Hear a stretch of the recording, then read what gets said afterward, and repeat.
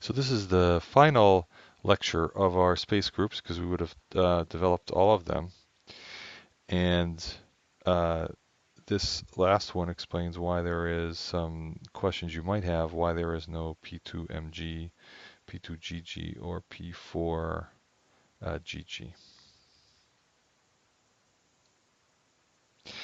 So let's take the case of the first one. Let's say that we have a 2mm point group, and actually you want to replace one of them with a G, which we haven't investigated.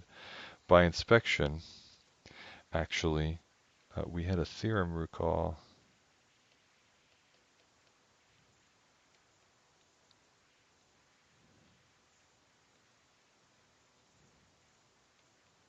which we created and proved. So one of the issues, this was the 2 mu and mu, remember?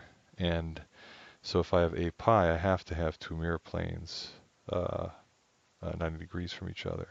So I can't have one of them be G because the other one by definition has to be M. So that's why you are stuck in the 2 case with that, right? Uh, Now what about 2mm and replacing them both G's? You can do that.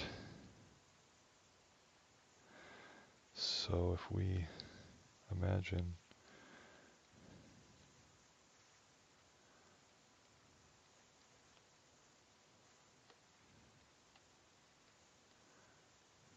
and this is just a quick, cheap little uh, uh, sketch here. And so if we say put in a GG there. Now remember with the uh, what this means is that we're going to induce mirror planes.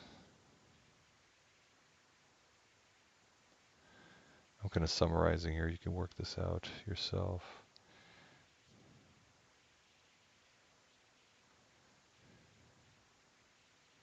And of course we would have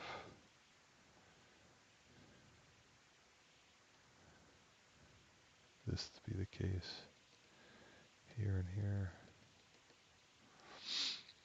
And actually, so this would be something, but this is just the same as a shifted C2mm.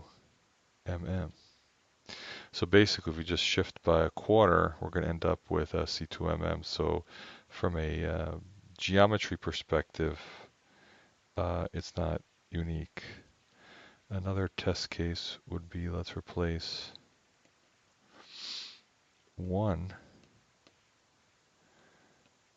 in 4mm, one of the m's with a G, right?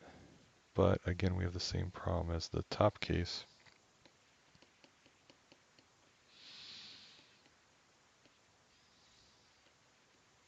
Oops, sorry. And so it's not possible because this theorem, of course, says that if I have a mirror plane operating on pi over 2, right, then pi over 4 away, I'm going to have a mirror sigma 2. So you just can't throw a G in there because between the rotation from the 4 and this theorem, it's not possible to have that point group. So finally,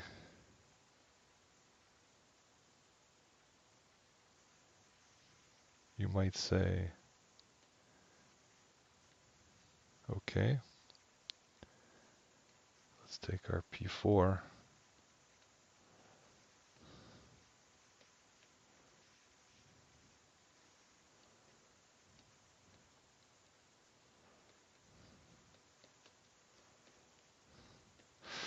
And let's replace,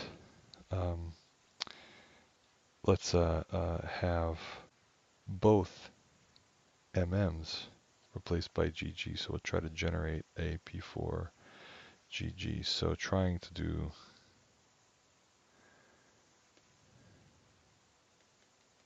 this. And there's many problems with it, but the most obvious one is if I draw the cell over here, you can tell inspection that this won't work because if you look at the symmetry,